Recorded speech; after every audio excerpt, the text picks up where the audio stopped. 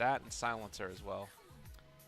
Fnatic have definitely had some trends with their drafts. They've really liked this Underlord offlane for Ohio. When we talked about Ohio, how he's just been like, he's the solid, he's the rest of the team. Well, that's like Underlord as a hero. It's like, it's not flashy, it's not a hero you'd put on like a flashy offlane, but for someone like Ohio, suits him well.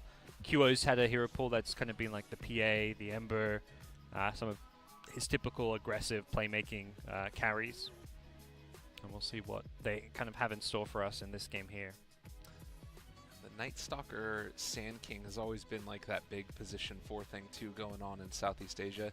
Cap, in the games that you've watched, since you're on a different region as us, is it still like those as the main roaming supports, like the Night Stalker and Sand King, pretty much? Yeah, Night Stalker, Sand King, Nyx Assassin has actually been picked up quite a lot as well.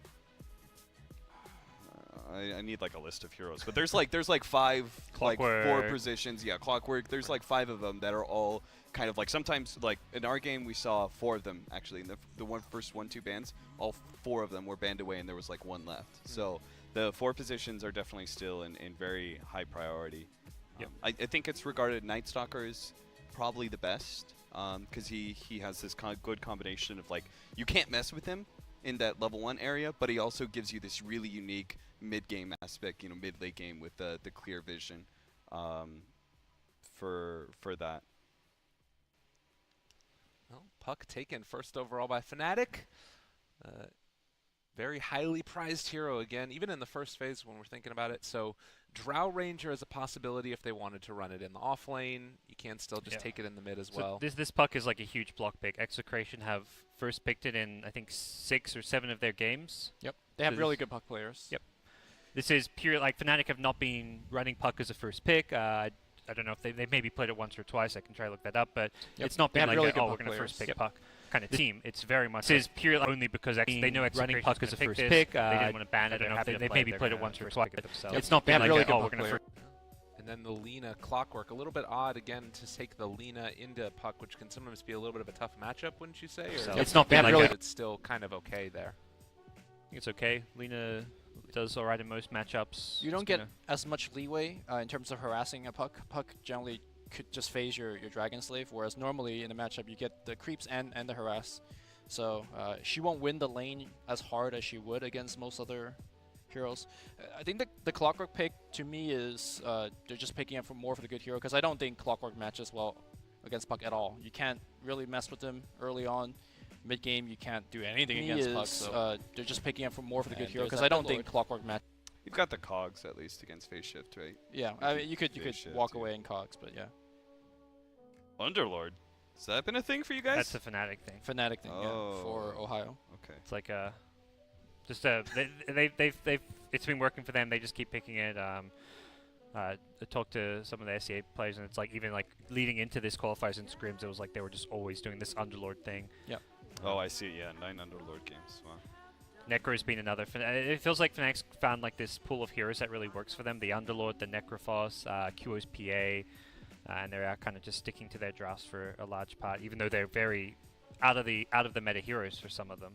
One of the interesting things for the first difference I see is that the early pickups of the mids here for Southeast Asia, when I've seen all the North American games, we are trying to pick up our mids. Usually in the team that has second pick usually gets it first, and it's either the Lina or the Queen of Pain is usually the priority. So it's still kind of like the same kind of heroes. Quad probably a little bit more than Puck, but the drafting preference is different.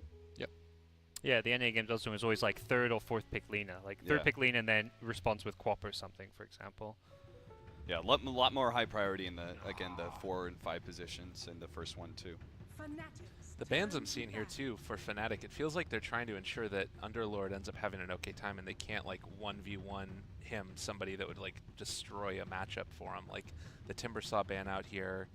I can't really think of another great reason to try and ban out a Timbersaw. There's still a lot of good 1v1 hero against Underlord. For example, the Ursa. Like if you give him Ursa 1v1 against Underlord, Underlord just loses that lane. But I see Razor picked up 10 times. That's a pretty good hero versus Underlord as well. It's a safe laner. Okay. And that I was actually I saw that like Witch Doctor. Yep. We've rarely seen Witch Doctor in NA, but Okay. it's one of like the most popular heroes here, it seems. Yes, a lot of teams have like signature players on it. Faceless being the most prevalent with Nuts on the Witch Doctor. Yeah. But in terms of this particular matchup, Maledict is going to be a wave where you punch through against Underlord. Although with that said, by taking Atrophy Aura, normally at level 1 or at least at level 2, you're going to just be really resistant to a lot of like these right click coming in. And I imagine that's going to be the off lane, the dual off lane of choice. It's really hard to punish both these heroes in the lane, and they have a lot of kill potential. It's like 4% now though for Atrophy Aura. That nerf hurts so bad. 7%, excuse me. It was, I think, 4% for when it initially got nerfed, and then it got buffed up a little. Okay. Or like it was like 5 or 6%. It was something awful. Is it more common to do dual off lanes than? Because in NA we're seeing a lot of dual mids. We're not seeing that much dual off lanes in SEA. Yeah. It's the same kind of thing. 4 positions focusing on the mid. And I think with a lot of teams, they're picking some greedy carries. So a lot of them are still doing like at least at the start try lanes for their safe lane, secure their safe lane, and then roam the supports. But definitely offlaners have been mostly left alone. That was where Faceless actually struggled in a lot of their games, I felt, because teams would just try lane ice, and if he gets shut down, if he's having a bad game, that's like your best player, your biggest playmaker as well, and Faceless wouldn't that eventually get knocked out. Yeah. It's kind of interesting, the Tusk takedown. It does make it seem like you could have him roaming around more often. It's like not the position 4 that we were normally talking about. There's no Sand King taken here instead. I don't really imagine that they would try and run this as like a 5 Tusk. Yeah, I see this more of a 4. The surprising thing to me is normally Tusk is picked to kind of rescue somebody, like a dangerous single target spell with a snowball, a blink snowball play, but this is more reminiscent to what we saw from Team Liquid from Shanghai. Cap, you were there, and they were picking Tusk for GH, and his role was just to like run up and down the river, bully a lot of support, because in the river, 1 versus 1 or in a 2 versus 2 situation, the ability to isolate a support and just get an early kill is really, really tough, especially for like Witch Doctor. Even for Clockwork, like if he doesn't have Battery Assault up, Tusk is gonna be running all over him. Yeah, at the time it was Tusk Phoenix. We ran that a lot. We became very intimate with the Liquid strategy because Blitz pretty much like told us exactly what it was, and because we tried to play it out in veggies. And one of the unique things about Tusk was the fact that his rotations on mid, it's like Earth Spirit, right? And the fact that you can go straight through the lane rather than having to wrap around. Like most other 4 positions can't do that. It's just Earth Spirit and Tusk were able to have that. So with the block off, like the mid lane is actually very effective for Tusk to gank. Sorry, when I said a GH Tusk, it's actually Kuro Tusk. They picked it all 5 games in the grand final in Shanghai. I think GH played 1 of them, and Kuro played the other 4. They, I think, paired it with Keeper of Light whenever it wasn't banned, but in this case, we're going to see the Pudge. Damn. So it's actually, like, they normally actually do have DJ playing the Tusk, even though he's like the 5, similar to like what Liquid do with Kuro. Yeah, exactly. They play like this 5-position Tusk, kind of maybe secures a safe link, but he can roam. You basically got 2 roamers effectively. I want to say that the 5-position Tusk is not the norm. Like, the norm is more of the 4, because he does want a little bit of fun. Okay. Whoa. This is QO's hero. He wants, you think, you don't really think Bloodseeker when you think QO, but you see the hero and you're like, yeah, QO's going to be playing that. Like, there's this kind of crazy off-the-wall, slightly out-of-meta hero that he can dive towers with and play super aggressive on. This looks like a pub. Yeah, this does seem to me like because they had both Tusk and Pudge, right? Like one of those heroes is going to be helping out mid and roaming, and then one of those heroes is going to be helping out the Underlord. Like it seemed like it needed to be a very self-sufficient hero, but I think you have to have at least 1 support in the safe lane to start, because Sand King Bloodseeker is actually a fair matchup. The Sand King can actually win that. I think Sand King wins that match. Yeah, particularly if he gets a support rotation of his own to come in. Yeah. Down to the wire, they take the Sven last pick. I don't like this pick at all. In fact, Fnatic, the only game that, TNC, the only game that they lost was when they had a Sven against Clutch Gamers, the Bloodseeker. And what happened in the late game is that Sven was just ruptured, and all he could do is just stand there. Like, he could not fight at all. So to be picking fair, Sven, they threw a little bit too. they threw a lot. Sven blinked up on the cliff and couldn't fight in a team fight. No, he didn't just blink up on the cliff. He BKB'd, he God Strength, he Warcried, and then he blinked up on the cliff. But the point stands. Like, I think Bloodseeker is one of the counters to Sven, and I'm surprised to see that picked into this matchup. Oh, we'll have to see what they end up going for. Panel, give us your predictions. Who you feeling? Who you thinking is going to take this game number 1? I like Fnatic a little bit. I think I agree with the Bloodseeker versus Sven. I also think Bloodseeker is a really cool hero to run with push strategies. I think he's very underrepresented in that regard because he does actually take down towers very quickly. And this does kind of look like a push strat. I just don't know how they're going to crack high ground, though. That to me is a bit of a mystery. Like every other QO lineup, just kill them and then crack high yeah, ground. I guess so. Yeah, Yeah. I mean, the old MVP used to drop these like 5 melee heroes with like PA and stuff, and you're like, they have no high ground. exactly. Push. They have And then no way. How do they go late game? And 15 minutes later, they're up by like 15 kills. You're like, okay, I guess they don't need to worry Yeah. about high ground heroes. No. But If I felt like really confident in Execration as a team, I think I would go for them just because I think they do have really good high ground defense. Cool stuff. Gods, you agreeing? You kind of feeling it? I think I'm leaning towards Fnatic as well. I think they've got a good draft for the suits their players. It's comfort for them with the Underlord thing they've been running a lot. And I'm definitely excited to see just some of the aggression coming out. It's very MVP reminiscent. The Tusk, the Pudge, this is really run at you fighting aggression. So should be a fun game. I'm excited. Can't wait. We're going to hop right into it now. Fnatic versus Execration. And let's just take a look at these movements. I mean, that's the other thing that's so interesting about this is, like, if you see the Underlord early on, normally it's in response to something. That's what we're talking about. But it just feels like maybe also with DJ being there, if they ever do get into a sticky situation, he can pop Dark Rift, and then you snowball save the rest of the team, jump inside. It's almost like a guarantee. Yeah, they got a lot to say between Underlord and Tusk. Both teams 5v5 smoke. SCA DOTA, let's go. All right, run at each other. 10 heroes mid. Party. Let's stun onto Oh, 3. the silence! Right. A burrow strike. It's all onto everybody. They are still doing a lot of damage onto the rest of the Dire, but they've already killed off 2. Execration battling early Ohio, trying to man up in this. The Firestorm did a good amount, and, well, salving up the Sand King. Can they do it? They're going to kill off the Puck as well. More battles are brewing. Another Firestorm. This could be enough. RR is going to die. They barely keep the Sven alive. He is finally going to fall, and Ohio's going to go down. An ultra kill for the Witch Doctor at 24 seconds. Whoa, guys, cool your jets. Like, come on. Siren hasn't gone. Can we just chill? We're trying to introduce some teams. The Witch Doctor is 800 gold. I'm just like watching Fnatic 5-man smoke down mid, and then I suddenly see Execration like, oh wait, they're 5-man smoke down mid as well. Oh shit, they're running directly at each other. Whoo boy. That was amazing. I think, yeah, Fnatic hoping to find like a quick pick. They had the ice shards. Perhaps you really probably just want the snowball. You could dodge some spells there.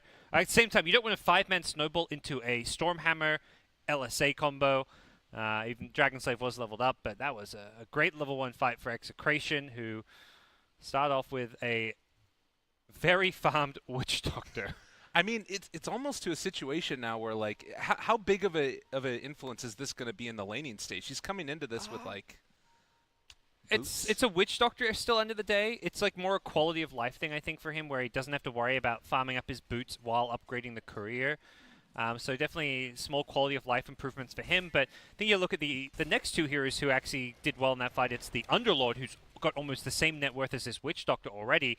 He's going to have a fantastic time top because he got 2 kills out of that, and he's already got like some CS in a pretty easy lane versus Sven, while Witch Doctor wasn't actually there to do anything. So I think Ohio's actually going to have a great time top lane as a result of that fight. All right, well, this is still looking to be another scrappy one as you have Febby and DJ roaming together up in this top lane possibly. We'll see if they can make more action happen, as I think that this, I mean, who does this lane favor if they get into this engagement? How do they need to start the fight? I think it's going to favor the Radiant side. These supports are just incredibly strong level 1. We're going to see it here. All right, there's going to be the Rot. Slowed down already. They go for instead for the Witch Doctor. He's got a big streak. One of the highest net worth heroes in the game right now, but they are going to be able to keep Leemic alive. And instead, Raging Potato turned around upon, may be able to take down Febby. Can they find this kill? He does not manage to get the Rot denied. Now Nando shows up as well. Raging Potato will have another round of cogs in 1 second, and it looks like Ohio and DJ possibly going to get caught in this one. Can they get the pushback or possibly even just find the kill? Saves his mana, and that's another kill to Leemic on a mega kill streak at 2 minutes in. DJ kill. also going to fall. My God, the battle does not stop. Okay. 10 kills, 2 minutes in. No big deal, Gabe. This is just standard Dota 2 right here. He's about to have an urn. I don't think you can buy it because the raindrops aren't available. You know, he's going to hit a roadblock. He's going to be like, crap, can't buy those raindrops yet. That's amazing. It feels almost like a travesty to talk about anything but the kills, but in the grander context of like the game plan of a push strat, does this change anything from Fnatic? Do they have like a way back out of it?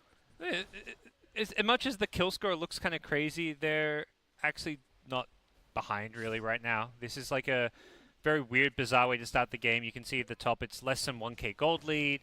Bloodseeker is farming and winning the mid lane. He's dominating the mid lane in CS. 18 last hits, 13 denies. He is crushing this Lina, who is 6-3. This is actually a really big deal, and that's where Fnatic's actually... They're in an okay position. They need to calm down. They can't keep giving up these kills. They're going to look for one themselves on mid, and oh my god, nice dodge from QO. The blood rate is insane. I mean, that's the thing right there also, is you get all of this amp damage coming in from Blood Rage and a kill mid to top off the massive CS lead. And, well, we shouldn't look away anywhere else. Febby kills off lane, RR as meanwhile, well. Ohio. Maybe more kills going on. Ohio gonna Maledict. die. Oh, God. He's 6-0. Oh, man. That's good and bad, because when he gives up a kill, that's a big streak turned around. That's going to go gold back Fnatic's way. And it's a Witch Doctor. He will inevitably die, so definitely something to be concerned about if you're in his shoes. I mean, he's a part of all the kills. He has 3 assists on top of the 6 kills. Yep. So, I don't know. It's also, we hadn't talked about it at all. Ajit is going to be the one playing the puck in the bottom lane. I guess that they wanted to avoid that one-on-one matchup against the Sand King that the panel was talking about could be tough. Yeah, it does seem that way. I like the Bloodseeker mid because he's got good sustain to heal himself back up. At the same time, Puck has the phase shift, theoretically. But yeah, the 1v1 Bloodseeker versus Sand King isn't a good matchup, so they are avoiding that with the way they played this one out. Some very just unusual stuff, like Raging Potatoes playing the 4 position role, which is not normally the case for this team. And we'll see how things do kind of progress from here. Speaking of Raging Potato, they're moving in. They did scan this, though, Fnatic, so they know that there's a gank coming mid, and already DJ is there to set it up. And can they turn this back around in time? They still have the Maledict off, maybe not expecting this much damage. Q, Snowball save, but I think he's still going to die to the Maledict damage, as well as the right clicks from Lina. Leemic dropping low. They do end up getting another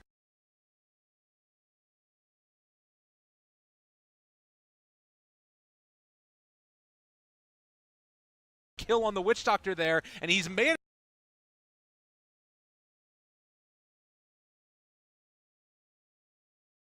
up, taking down DJ.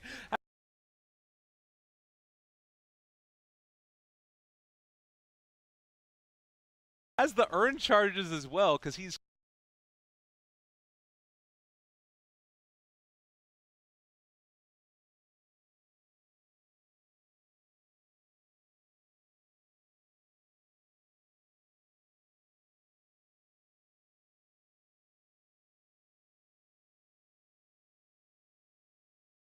Sand King. This is the play right here. If they can turn this back around, it looks like they will be able to find another kill onto QO, possibly. No great way for him out of that. Maybe can find a silence and rupture RR just to spite him. Hook rupture. That is the play! That's the combo. Oh, man, there's some crazy synergy with some of these heroes. All right. We need to bring a little bit of clarity to this game because I feel like it's fallen off the rails with the teams. So here's a question I have too. You obviously have like a game plan for your team going into it. You think there's a game plan, Gabe? You watching this game? That's the thing that I'm wondering. What like, is the game plan? That's the thing. Does the game plan change when you get like a Witch Doctor with 8 kills at 6 minutes? Can he start going like straight into Ags and maybe turn into the 4 or what? It's tough because it's a hero that you get jumped as Witch Doctor, you die, so you don't want to suddenly invest more farm in the Witch Doctor. You're obviously happy that your Witch Doctor's got some farm and is where he is, but don't suddenly be like, oh, let's give him farm to get more items. Wow. Kill after kill. James is getting fed upon in this mid lane. What a start for QO's Bloodseeker. He just continually gets support rotations in. I talked about with Fnatic, the key thing for them, and the key team for any team with QO, is play around this guy. He is such a star, such a playmaker when you build teams around him, and when you play around him, and that's exactly what we're seeing here with Fnatic. And Raging Potato running down Ajit. He's going to have to be forced into a phase shift. Use the Dream Coil to try and mess with R, but they can't find the kill, and you can see that James is just playing so scared now, and he really has to. It's an incredibly tough matchup for him at this point. Still sitting at 17 CS to the 30 denies of the Bloodseeker, who's actually only a level ahead. Lina is bottom 4 net worth. and half of the net worth of Bloodseeker at this point.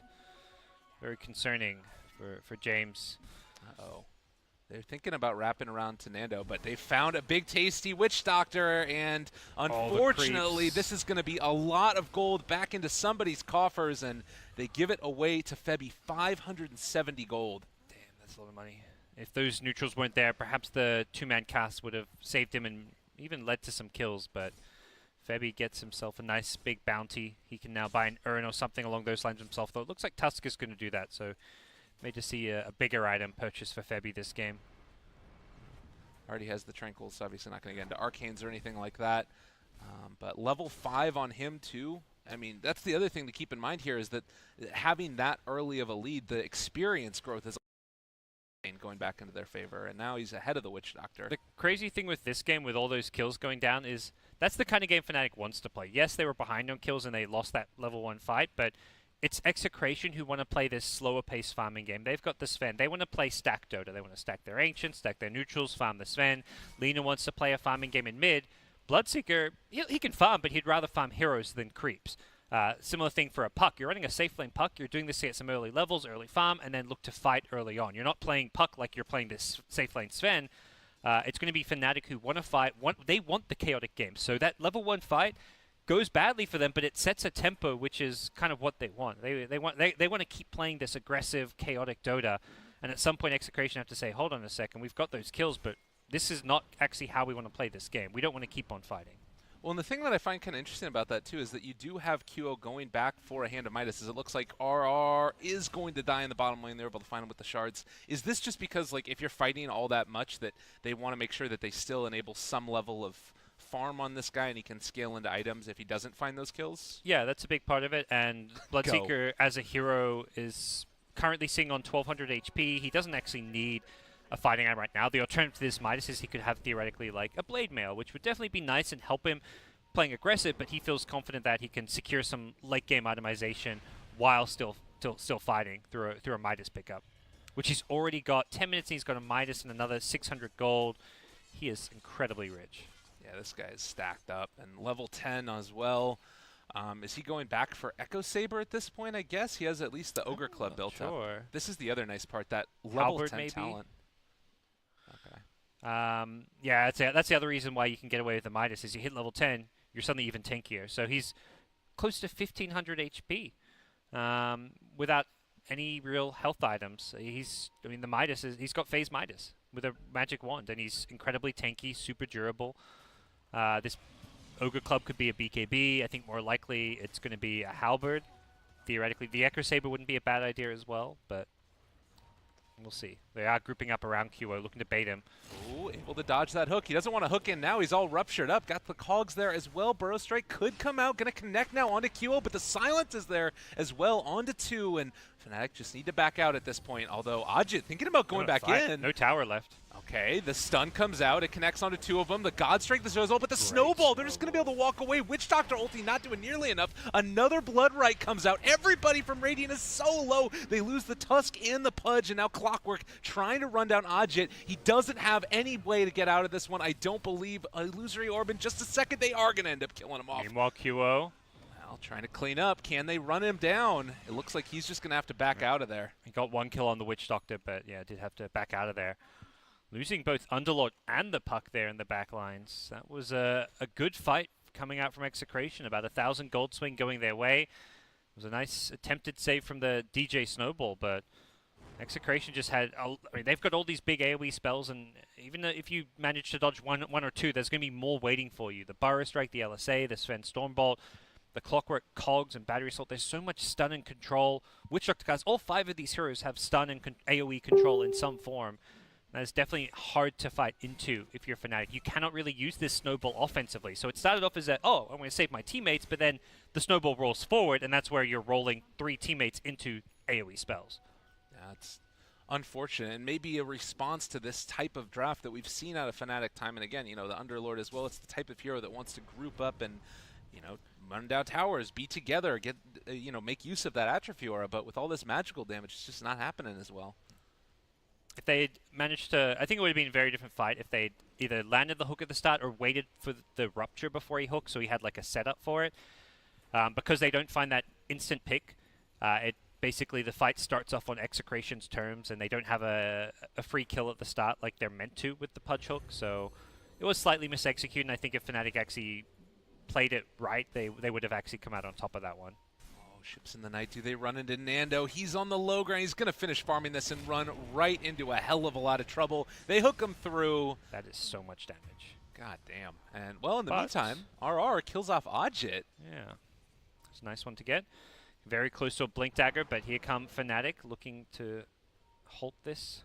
And, well, James is there as well. You have a Burrow Strike on RR to get out, and, well, the hook is going to connect from far away. RR, a little bit unfortunate there. Yep. Working on that Blink very close to it and getting picked off there. That's Sand King and Sven, 2 of the cores going down, and we'll see what the next steps for Fnatic are. We talked about their limited ability to push towers, take objectives, but so far that hasn't really hindered them. Oh, there's another hook. Another hook onto that Witch Doctor. The cask is going to bounce around, but does not end up working out too well for them. They end up taking down 2 more of Execration. You know, it's kind of interesting. They ended up TPing 3 heroes, and now immediately afterwards they're going to go for the Dark Rift. This is what I was wondering, if they were going to go for this type of play, making use of it, and then going to shrines, continuing this aggressive usage. Yeah, I love the way we're seeing it used. Definitely something that when Underlord was first added, it was kind of also around when like shrines were in play as well. Like when the shrines were first added, everyone's like, oh man, this Underlord. Like I think EG were playing a lot of it on Universe. Like they'd win a big team fight, ulti to a shrine, heal up, then smoke into the enemies. We're seeing that here from Fnatic as well, and it's definitely a very efficient way to play Dota. And very fast tempo, something that Execration haven't really managed to deal with well yet. They're up by a couple of kills, but this still just feels like a result of that like first 2 minutes where they were up like 10 kills to 2, but realistically they weren't winning the game. It was almost even on gold. Bloodseeker was crushing mid. He's almost completed his BKB. And against all those AoE spells and control, this is definitely a great BKB game, so we'll see him able to fight very early on with this item. Oh, another hook bottom. Oh, able to catch him. Man, Febby has just been on point with these all day long. Lemic, he's going to drop the ward and see if he can actually kill him off. A little bit of revenge for the earlier kill that ended up happening onto Febby, and will not be able to do anything outside of throw a hook as he dies. So, nice return kill. How's that Witch Doctor been doing since those initial ones? He's still got a good amount of farm on him. Yeah, for a 5 position, that's very good, but definitely you haven't seen that like farm kind of continue to grow like it did in the first couple minutes. But ultimately, 10 kills on a Witch Doctor, not too shabby. Yeah, we are building into a couple more of these Force Staffs. It looks like the Pudge is about to have his completed on top of the Underlord, so maybe more of that synergy is Odjit not quite going to get caught by either of those stuns. And instead, thinking about turning this one. Are they actually Dark Rifting up here? No, he doesn't have it, but it's going to be Febby looking for that hook, not going to connect, and RR should be able to walk away from this. Yeah, Odjit was a bit too scared to go in aggressively there on the puck. Could have maybe gone for an orb to set up for Pudge, but not too big of a deal. All right, another rupture onto Nando. It's going to get hit by the Blood Right as well, but they don't have enough damage to stop this off. And instead, it's a Clockwork Hook in. He's caught onto QO, 4 staff away. Underlord keeping him alive. Up here on the south side, or rather the north side, doesn't look like they're going to be able to go for any more of a fight yet. Well, they want to run back in. Tusk is actually in very deep. All right, well, Blood Right going to connect onto 2. The Snowball's keeping him alive. This Bloodseeker is incredibly fast right now. The shards, as he snowballed away, QO might just clean up with the BKB there. There's no option for him. Nando is just going to get ran at inside of his base. Looks like QO finally going to back out. I think old QO would have gone for that. 2015 QO. He's by the tier 4s right now, getting a triple kill and then dying, you know. But this is a bit more maybe discipline from him, but his BKB wearing off, he settles for the kill or 2 that he gets, and his team continued to excel. He is just incredibly farmed. Did lose the Courier somewhere there, not too sure what happened to that, but not the end of the world for Fnatic. Interesting puck build. Okay, he's not going to go for like a full drums. He picked up a Bracer, looking phase boots 1, like getting one of these smaller items, not looking for the fast blink, but will now have it queued up. Ooh. Again, going up here on the top lane on a Raging Potato, it's just going to force him back. And I mean, even when there's not kills, and there's almost 40 of them at sub 20 minutes, it still just feels like there's constant like little skirmishes going on in this game, and it's got to favor that Fnatic draft. I feel like Sven hasn't really had that time for himself yet. Yep, he wants alone time. He wants to farm Ancients. Won't be looking for the kill on Ohio. Oh man, tried to force staff away. Take him Wasn't out. going to have any of that. Yep. Has the 4-staff, that's it. QO coming in top now. Yeah, they got him caught. There's going to be a hell of a lot of damage. They're doing the Witch Doctor ulti as well. The silence is there, trying to turn this. Ajit going to be pushed back by the Cogs, and now out of mana, he's going to be taken down as well. 3 dead. Another snowball forward, but they can't quite bring down Leemic. This Witch Doctor trying to run away. It's not going to happen. Still, though, that is 4 dead for Fnatic, and maybe going to lose a 5th as DJ is just trying to get out of this one. Fight recap already showing a heavy lead for Execration. I'm sure is going to be further accentuated as Fnatic, not really too many places left for him to hide. Yep. That's a full team wipe. Able to burst down the Bloodseeker before he could BKB. He got it off like at the last millisecond before he died, so he got no value out of it. And that was the perfect way to start a fight. You delete the biggest net worth hero on the Fnatic side, you take out his BKB, and then suddenly you set yourself up for success as Execration take a much needed team fight. They're going to get hooked at top, Raging Potato. The fighting never stops, Gabe. It's never stopping. This is like, is this? I mean, this is sort of reminiscent of how it was when MVP Phoenix first came on the scene and just like won those games, right? Like, yeah. It feels like that's been like the change in mentality with Fnatic because they were struggling as a team for a while, whereas like they have all these great players, these TI veterans, players who've had a lot of success, and the roster wasn't really working out. They brought in Ajit to replace Miracle. I think it helped a little bit, but it really feels like more than anything they've just completely changed up their playstyle. Like, let's stop trying to be the old Fnatic. Let's try and be the old MVP. We've got Q on our team. We can't. He's not going to play the same way like Mushi does, for example. He's going to play like QO. We're going to be MVP, and so it's DJ. Febby obviously was on that team, but it's DJ and Ahai who have like said, all right, we're not going to try to be Fnatic. We're going to be MVP, at least in this game. Yeah, and this constant movement around the map in big groups, they Dark Rift to the bottom lane, and now going to set up with Ajit to pressure this tower. I mean, maybe they don't even want to pressure the tower. Maybe they just want to keep on fighting, and it looks like they might be able to find the Execration here. Well, can they find any kind of a hooker initiation here? Raging Potato does need to be careful. I think they just need to focus on their setup and initiations a bit on the Fnatic side, like trying to either rupture into the hook, have the Tusk Ice Shard set up a hook. Like they need to really lead the fight with the Pudge Hook is the big spell for me when starting a fight. However they want to set that up, be it a Rupture, a Dream Coil, an Underlord Pit of Malice, it's not the big issue. But if they don't pull a hero in, they don't want to just be running into 5 heroes with big AoE spells and great defensive capabilities. If you look at like Sven with Warcry, Clockwork with Cogs, Sanking Burrows, you don't want to just run in crazily to that. You've got to pull that at least one hero to you and then get a numbers advantage. So that's something that I was wondering. Ajit had a Bracer in here. Do you think there's any idea of like going for an Atos or something like that? Is that too weird? I think it doesn't do enough for him. It doesn't help against like a BKB Sven. Doesn't help really against Alina so much. You're better off going for the bigger items. You could go for like the defensive Yules, which is also like always fine. I think you'll just see a more standard puck item most likely. The one thing I wonder is maybe a Drums was considered as like a early game fighting item based on how the game was going, but it doesn't seem like that's going to be an item to buy at this stage as a core puck. Oh, Sand King, they want him real bad, but they weren't quite able to get the Rupture off. Would have been a really nice pickup there. And of course, with Underlord up here in the top lane, all the heroes near him, another Dark Rift would have been an easy lane of Rex. Yeah, so Puck's queued up the Yule Scepter. I think Ags on Puck is going to be very impactful this game as well against a Sven BKB. You can also coil people and then hook them out and get that extra stun.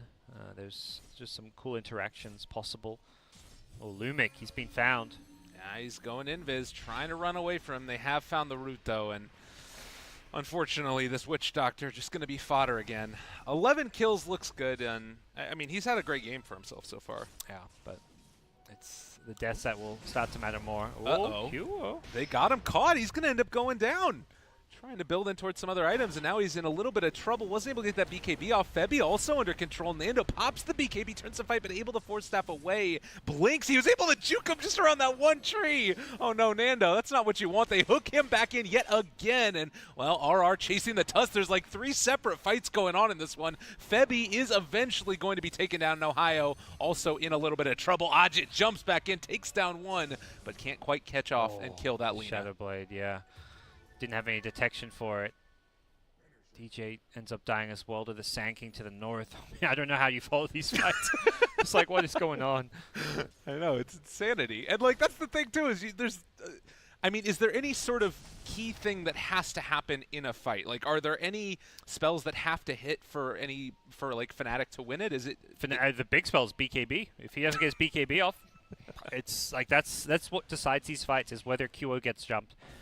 You don't want him getting initiated on by a Sand King or a Sven. If he gets stunned and bursted before he can BKB, the fight is lost. If someone else gets initiated on and QO is able to BKB, run in, hit multiple heroes in Blood Right, get his Rupture off, do crazy QO things, then he's fine. But he needs to position or play such that he's not the first one into the fight unless he's first one into the fight with his BKB off. Okay. And eventually that is going to start running lower and lower, which becomes a bigger problem. Sven has his done as well, going back for the AC now.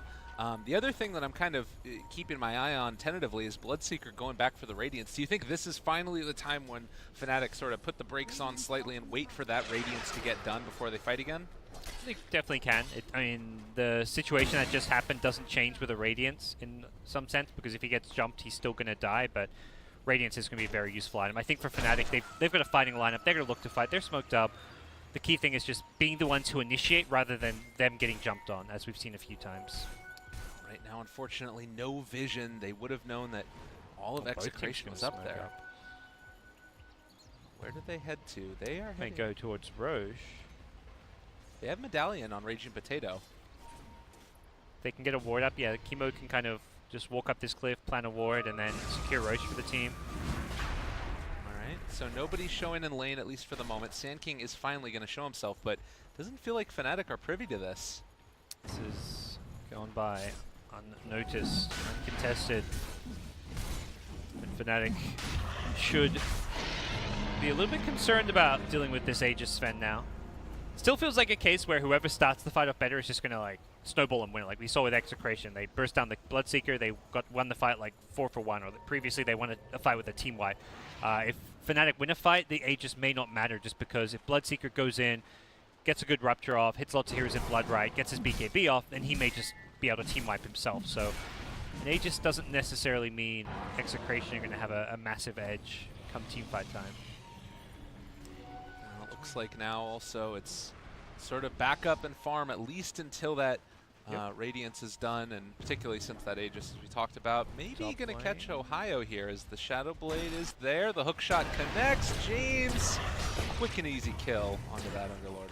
This Lina used to be poor. That is definitely not the case anymore. James has well and truly recovered very well. It was a nice play to ensure that at least the Lina got out, but yeah, another hook. Febby's been playing a really good punch. I'm super impressed. Yeah, I'm digging it too. He's being very impactful. 6, 6, and 6. Febby, get your soul checked out. Some spooky stuff, but yeah, Fnatic just, I mean, they lose a hero, they immediately run to where that hero was died, and they're like, oh, we got to get a return kill. Like we're strong, we're the fighting ganking team. Let's keep doing this. I think they can still go well late game is the thing, because something the panel Lumi likes to mention was the Rupture against the Sven really limits his ability to dominate a team fight since he gets kited a lot. Epicenter top. Oh no, Q, he got BKB off though, and then they hook out immediately the Sand King. Oh no, this is really bad right here for Execration, unless they're able to turn it back around, but the snowball save is also going to mean that they're fine for the moment. They have caught Q yet again, but he's able to walk away from it. The Witch Doctor ulti, not enough. That should be enough with the Maledict burn, and well, nonetheless, it is still going to be Lina dead. They're controlling the Sven. He has nowhere left to go. Leemic is also going to fall, and all of a sudden, Execration lose 4. Can Clockwork help to get this Sven out of there for the second life? He gets the blink away, turns to go back in. I don't know if that's necessarily the play. The snowball is going to connect onto him. The stun onto Tooch, still trying to bring down these heroes. The Tusk, is he going to end up going down? It looks like he gets out, actually. And Nando possibly going to fall as well. Raging Potato goes back in, finishes off DJ. Ajit trying to salvage this and get this finish kill onto Nando, but he's able to blink away yet again. Sven is out of there. Raging Blink Potato. Silence coming in. Can he find Nando? Possibly. He jumps in. They don't realize it, though. He's turning to fight and ends up running back into Ajit. He's going to juke out the other direction. Somehow the Sven gets out of there. Raging Potato and Nando have turned this fight away spectacularly, and somehow they end up salvaging something for themselves as Febby looking to go down as well. Whoa! Ping pong. What? Oh, and misses the hook on Ohio. That would have been... Actually, I don't know if that would have worked out with the TP coming in, but... What a crazy fight. That's one of those fights, like, you can't... Like, you got to watch in, like, a team perspective because of all, like, the tree juking with the fog there. Sven and Puck having this cute little, like, mind game battle in the trees where Puck's trying to find him, guess with the orb. Sven blinks away, accidentally finds him with the Waning Rift, doesn't realize it. End result is... slightly Execration favored. The Sven does not go down, gets a couple big kills. They kill QO's Bloodseeker again. Even though they use the Aegis, that's what it's ideally there for, is to win you a team fight, as we just saw. It does change a little bit too. Like, I wonder if Fnatic take that fight with Radiance instead, and all of a sudden it looks completely different, you know? Not sure if it would have changed everything, but... Oh, had it not been delivered yet? Yeah, I don't think so at the start of that. I could be wrong. But nonetheless... 28-33, we are approaching ludicrous levels of kills for how long the game's been going. It doesn't feel like it's going to slow down anytime soon. Yeah, SEA is heating up. Gonna mention, for those of you looking for the NA not playoffs, the group stages, they are wrapping up with Planet Odd versus Team Freedom. It's on Beyond the Summit 4, if you guys want to check out the deciding matches of the NA group stages, but here we go. Yeah, another quick jump onto Febby, and he is going to be taken down, so... I mean, Fnatic probably still wanting to run after them and see if they can find a kill here. Nando's still in the area. It seems unlikely, though, without the Pudge. Well, Nando, they are not able to get the stun off onto anybody. Again, the little okey doke there. We'll finally find it onto the Tusk, but he's also Dreamcoil trying to TP out of there. Fortunately, no Walrus Punch to break that TP. Nice. BKB TP out. Puck does have that Ags queued up to deal with this Sven, and they're going to all ulti top. They want to fight. All right, jumping in, Execration. They weren't expecting that one. The shards are there as well. They lift up onto the Witch Doctor. The hook shot off to the other side hits a Centaur randomly to get out of there. Now Limek Glimmercape, but will eventually fall. Looks like so too will the Sand King. Yes, he does go down. Witch Doctor tried to turn it, but it was never going to be enough. What's that Centaur doing there, Gabe? What's going on? Radiance burn. He wants to join in, yeah. It's like, oh, there's a fight going on. Let me come to that one. And Clock's like, sweet, thanks for the escape route. Clock has a rod of Atos all of a sudden. Holy cow. It's going crazy this game. That's going to be kind of a tool to try and help deal with this Puck. It's nice because you can hook shot in, so you lead with the stun, and then you've got a route to follow up to try and disable and lock down Jet. Particularly after that last fight, I'm sure, where he was able to just, you know, run on tiptoes around the Sven. They're wanting to make sure that happens. Let's see, it looks like it's going to be a Lincoln Sphere next for Bloodseeker. He's got the items that he needs to fight it. Potato. Yeah, another quick kill. Walrus Punch there. 64 kills in 31 minutes, and, well, Ajit ends up securing that one. Yeah, it feels like he's going to be playing around his spells more than... I mean, he's got right-click items with the Radiance, BKB, Lincolns, definitely, but he's like... he's talented towards the blood right damage, the rupture damage. If you want to go full right click, you're definitely getting the attack speed, the all stats, even later on the lifesteal. I imagine we'll see that blood right cooldown coming into play. He wants to be able to kite through his spells as much as possible, and then any right click damage is like a bonus.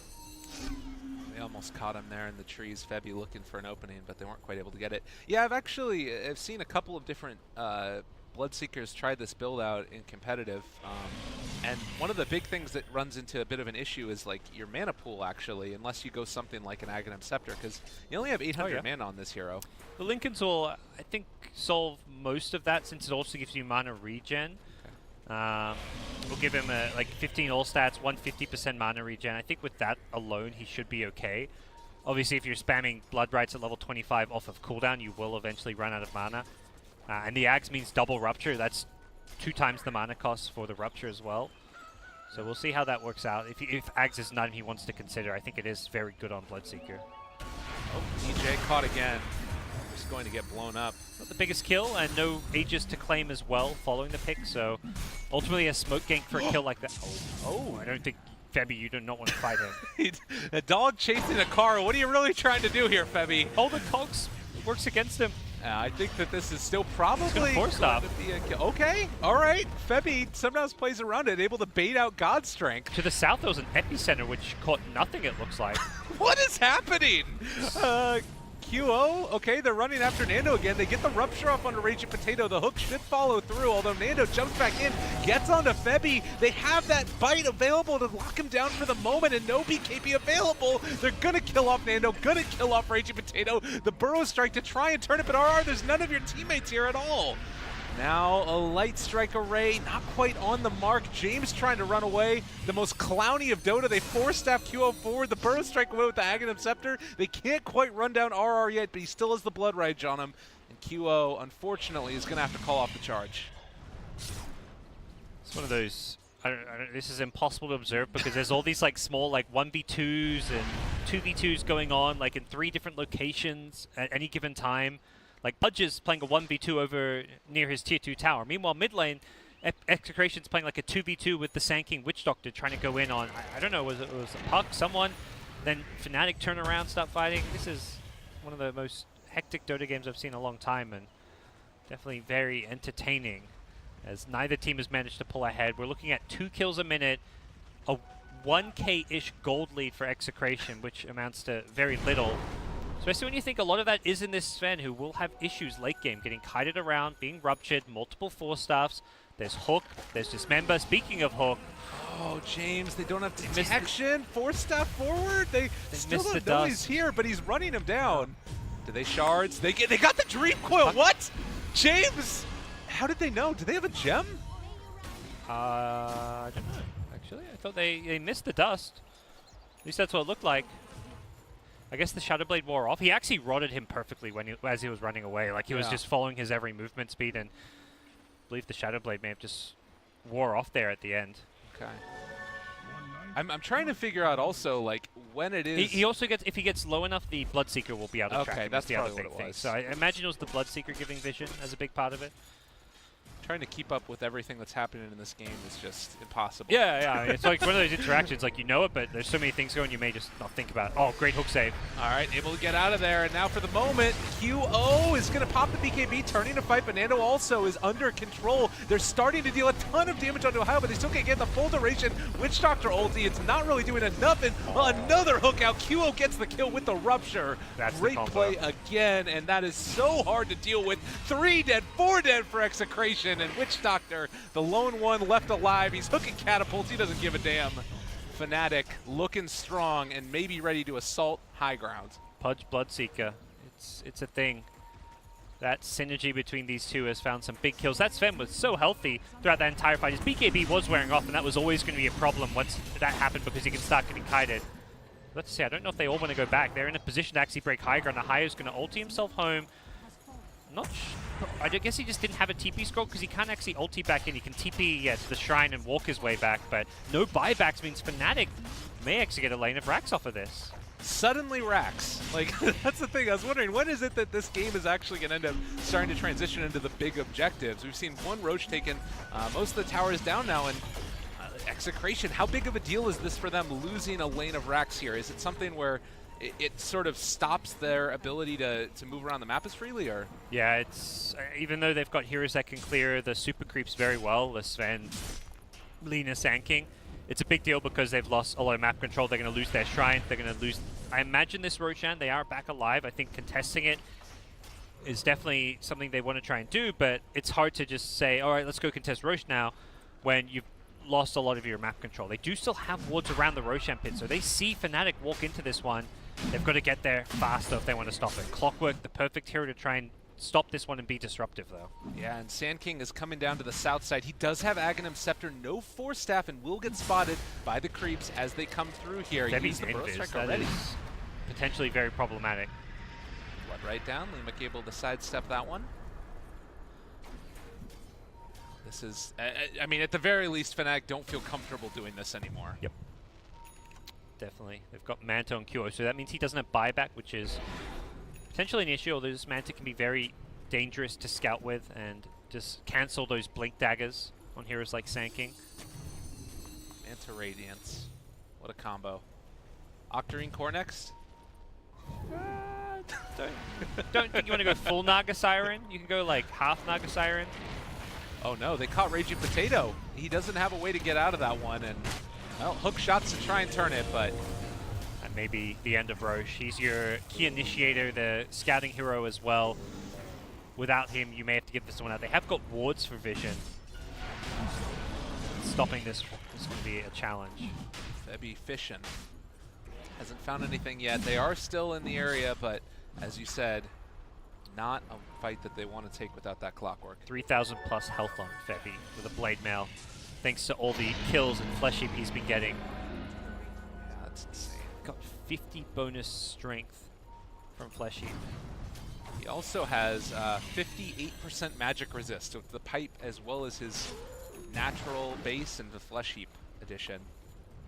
So all of these spells that were before causing so much trouble for that hero, not as much so anymore. I mean, this is also another one of those heroes that people don't talk about a ton, but Pudge's ability to help with high ground, suddenly, I mean, it's like a Batrider, but better in a lot of ways, if you can hit it. It's so nice. Yeah, it's short cooldown. Just keep on throwing those hooks. Eventually, you may find a pick that just opens up the game for you and allows you to break that Rax. Fnatic aren't in a big rush here. As much as they may want to try and force this with the Aegis, they can be a little bit patient, wait for a hook, or at least slowly chip at this one with the Manta, with QO, with the BKB Aegis in the front lines. Walking forward, Limek, they have the hook shot in. The Maledict is there as well, a good bit of damage. Can they find that kill? They're able to hook one back out, but still a lot of damage coming out. They have the Blood right off to the side. BKB popped as well. They've already taken down the Bloodseeker for the first time at the very least. Aegis is down. Laguna Blade to kill off the puck. They're dealing a ton to Ohio as well, but Febby, he's just standing tall in the background. They have to buy back on the Sand King. Nando so low at this stage, and is he going to end up going down? He is going to end up falling. QO with the cheese, gets back up to full HP, and Ohio finally going to fall to the right clicks from the Lina. Maybe they can run down QO here, but they need to hit it perfectly. They need to find him. He's able to Manta away, but the burst strike onto 2, and that might just be the end of it. Ultra kill for James as they defend their high ground. It's looking like Fnatic may be able to take that fight just by sheer numbers, having Aegis and Cheese.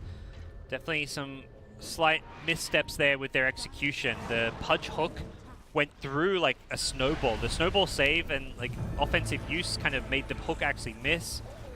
The QO Bloodseeker got bursted down very early as well, and that is some turnaround. And the boots of travel means that Lina's already down here assaulting the high ground and able to do a ton of damage to it. She doesn't have any help. So if they do decide to buy back on the Bloodseeker or the Tusk, it could be a little bit scary. We'll see if she considers doing much more than some chip damage. I think that's about all she can get out of this one. A tier 3 tower would be huge because it does allow you to kill shrines. Whoa, 4-stuffed in. Ohio goes aggressive. Okay, wanting to try and battle this. Febby is back up as well. The hook, oh, sidestepped neatly by James. Yeah, they need to carry some detection here. Something I feel like Fnatic throughout this game have been a bit lax on, and immediately, yeah. Should have maybe bought that gem before the TP in, but he did miss the hook, so it wouldn't have mattered. James instantly goes to clear out one of the 2 shrines. The less important of the 2 not being around the Roshan, although he actually gets cold feet, decides it's not worth risking his life for. Yeah. And this is the point in the game where all of that aggression that happened earlier might need to be slowed down a little bit, would you say? Like, with the buyback statuses and making sure that they have it before they actually go in. Yeah. I think you wait for a better pick-off and initiation. The Rupture hook combo has been the big way they've been able to kill big key heroes. Puck's level 25 is coming soon, so their late game actually looks pretty potent with Dagon 5, Agceptor Puck. This Puck has not been like a super fun Puck by any means, but all the fighting has led to a lot of experience. You also have Febby, who just got into that level 20 GPM, 150. Yeah, he almost found the hook on Pudge there as well. Able to catch James. So yeah, a lot of action still brewing. 83 kills in this one. As you said, the 2 kills per minute is continuing, but we might see a little bit of a slowdown, or Fnatic just might run at them again. They've got 3 GPM talents going. The Tusk gets 90, the Pudge gets his 150, and the Puck about to reach the beautiful 420 GPM. So they're gonna be rolling in gold. They can slow it down. They've got minus on Bloodseeker. I think the economy game definitely favors Fnatic moving forward. But in terms of big team fight, like it's not clear cut that I think the late game is slightly better for Execration in terms of just their overall lineup composition, because they've got a lot more disable, a lot more team fight, but there's just going to be these big crazy items that can kind of counter some of their heroes. The Ag's Dream Call from Puck could be really impactful. The Pudge Hook is just one of those spells that you never know how it's going to influence a team fight. So even though, like, as a whole, their team fight's better, it's going to be whether they can execute it in these chaotic settings. And maybe eventually, too, you get into, like, the Witch Doctor, Aghanim's Death Ward. It looks like he's bought the... Oh, wait, he actually switched it up. Yeah, you had the Ags queued up, but it looks like he's changed his mind. Aether Lens instead. That's also really good. I mean, longer range as the Paralyzing Cask is going to be big for him. He decides it's just an item he's more assured to finish off right now, and the Axe Death Ward, there's so many things that can cancel that Death Ward that it may just be a wasted investment. You know what else we just got? DJ picking up the Aghanim Scepter on the Tusk. Hell yeah. All right, this is the other real one. The Bloodseeker Rupture into Walrus Kick. Oh my gosh, that's so dirty. Anyone who gets... I can't believe he doesn't have an Axe. Like, there's so many good movement spells on your team. Like, the double Rupture would just be insane this game. I really feel that his next item, replace the Midas, get an Ags. His team just need to tell him, like, dude, you don't have to right-click them. If you Rupture them, they're so dead. Like, forget right-clicking anyone. You will do 5k hero damage just by rupturing people with hooks, with Walrus Kicks. Yeah, this is really quite dirty. And the other thing is he has the Blink Dagger to get there in time to actually, like, make sure that it gets off. And, well, if we thought the team fights were hard to follow before, my camera work is going to be taken for a ride here in a second, because this is about to get gnarly. Alright, the vision advantage is into the favor of Fnatic. They're hitting this shrine. The wraparound is coming from Execration. Considering jumping? They run past them. They see Q. I guess they're looking for the supporting cast. Alright, yeah, Raging Potato just gets out. No, don't take that one. Fair enough. Puck now with a Lincoln's as well. Interesting. He had the Dagon 5 queued up, opted to get something more defensive, so he can just place on some of his teammates. Protect himself from that, like, hook shot into Rod of Atos initiation. Or even just this insta-stun from a Sanking Burrow Strike. They also have the Blood Right cooldown there as well, so 5 seconds for a 6-second silence duration. It's pretty good in an AoE, not to mention just clearing out the creep waves is super value. But the game has definitely slowed a little bit. One misstep here, and the buyback status, it looks like on the side of the Dire, they have a couple. Radiant's still missing a few. Will they find that initiation, though, for Fnatic? They're just trying to maintain their map presence here around this bottom lane. Fight around their Observer Ward vision. As I said, not necessarily in a big rush, considering they've got all these GPM talents, the Midas Gold coming in. A lot of farm coming their way, and they can just patiently wait for Febby to find that hook. Oh, Burrow, the blink away. God, that rupture damage brings him down to basically no HP. The Yule Scepter should be very dead. Yeah, they pull him back in a second time, and RR, no life here. They actually drop the gem inside the trees, and they will find that one, but no buyback for 96 seconds. It's troublesome. They're immediately pinging out bottom. Looking to go for that second lane of Rax.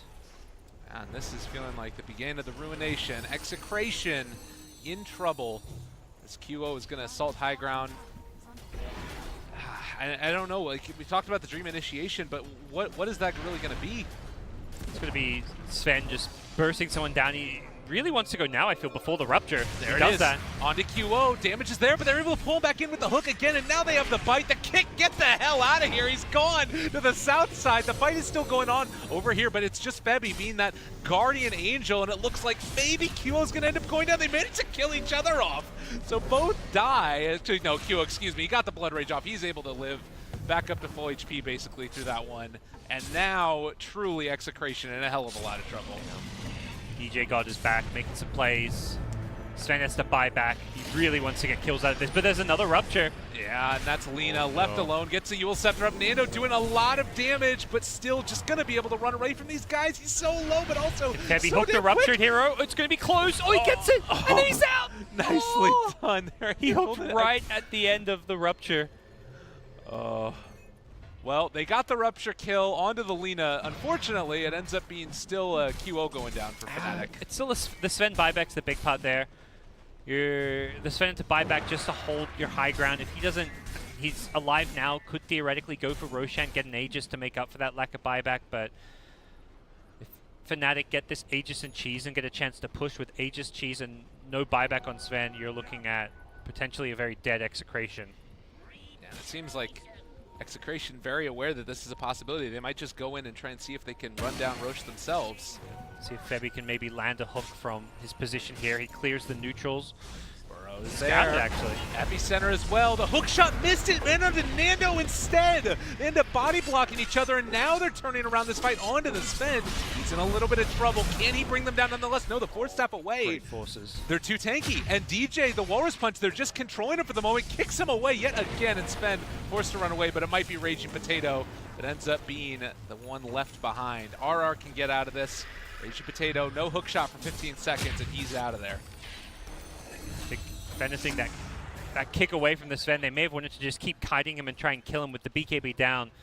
That may have been a game-winning kill, but they were, of course, a bit worried about him. With the God Strength up and Bloodseeker still dead, securing Roshan is going to be the big safe play to make. Just so well kited. The Force Staffs, the Dismember onto the Sven BKB. It feels like he desperately needs a Lincoln. It's not so much maybe himself, but a teammate with a Lincoln, some way to stop that Pudge from just locking him down, or the Walrus kick just from kicking him out.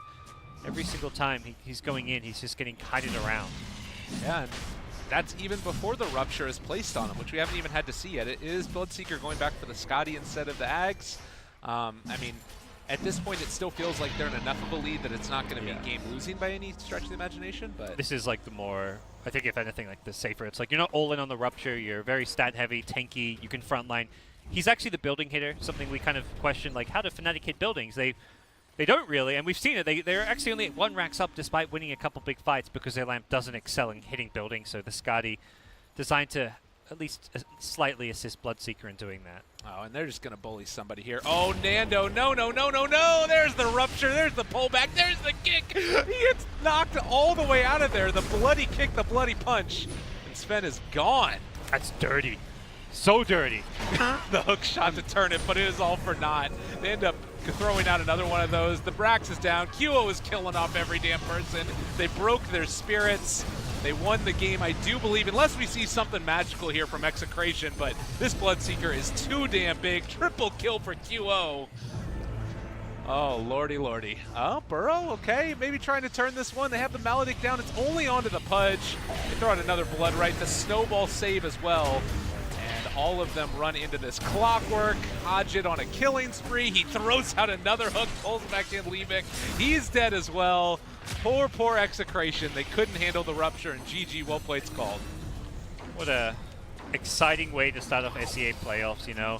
It's like fun to watch a Pudge and a well-paid Pudge, but then you have the Pudge hook with the Rupture. The Walrus kicks comes in. This is like a viewer's dream game. You get Pudge, you get Ag's Tusk, you have a Bloodseeker. I mean, Puck's fun to watch. This was just such a beautiful game of Dota to watch. Highly entertaining. Kills all over the place. This game had it all. That was great. I'm loving it. Dota 2 is wonderful, beautiful game sometimes. Alive and well in South.